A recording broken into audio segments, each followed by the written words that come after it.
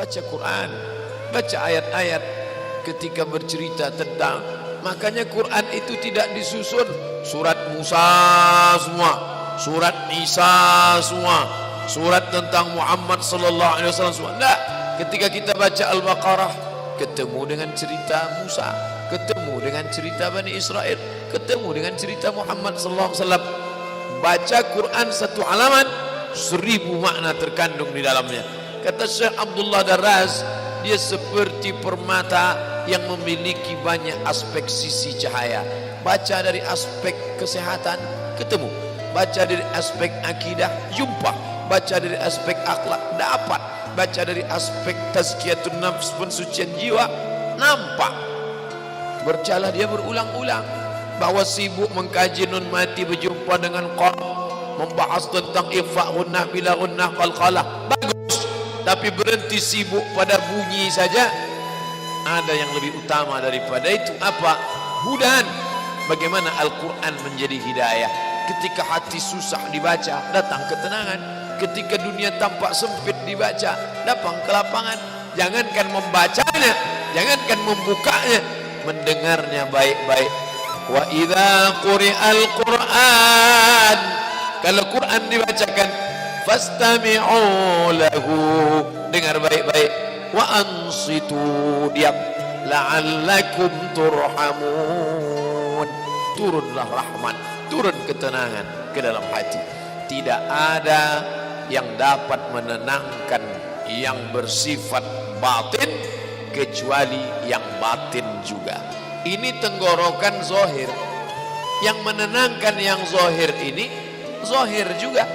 Ini zahir disediakan untuk menenangkan yang zahir. Ini perut zahir. Tidak ada yang bisa menenangkan yang zahir kecuali yang zahir juga. Apa itu? Makanan. Tapi yang batin mau ditenangkan dengan yang zahir, enggak ketemu, simpangnya lain. Zahir tenangkan dengan zahir, batin tenangkan dengan batin. Banyak orang sekarang salah. Datang orang mau minta, Pak, makan Pak, belum makan, suruh berzikir. Ya mana bisa. Orang minta makan, ya kasih nasi bungkus, menenangkan ususnya dengan makanan. Setelah dia kenyang, baru suruh dia berzikir. Udah kenyang, udah, coba zikir. Subhanallah, subhanallah, subhanallah. Gimana? Tenang, tenang Pak. Tenangnya di mana? Di sini Pak. Yang batin, tenangkan dengan yang batin.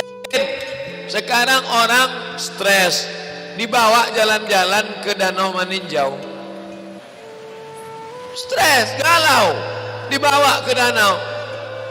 Orang yang hatinya tenang nengok danau, subhanallah, ma khalaqta hadza batila, tidaklah yang kau ciptakan ini sia-sia. Dia sedang stres, dibawa nengok danau. Apa yang kau lihat? Rasanya aku mau terjun aja ke dalam. Tak bisa. Menenangkan yang batin itu, bawa dia ke masjid, suruh dia berzikir, bawa dia sholat. Setelah hatinya tenang, baru nampaknya luas ternyata dunia ini ya. Tadi pandanganku udah sejengkal aja udah rasanya. Ini banyak orang sekarang salah menyikapi yang zahir dengan yang batin. Bapak Ibu yang dimuliakan Allah Subhanahu wa taala, beruntungnya bapak-bapak yang punya anak-anak yang sudah menenangkan diri dari sejak muda belia. Bertuahnya pula anak-anak yang punya bapak ibu yang menenangkan dia dengan kalimah-kalimah tauhid, dengan tasbih, tahmid dan takbir, dengan membawa dia ke masjid, kembali kepada jalan Allah Subhanahu wa taala. Kalau makin banyak ngaji, hati makin tenang, lanjutkan. Kalau makin banyak baca Quran, hati tenang, teruskan. Kalau sudah belajar dengan guru, hati menjadi baik, teruskan.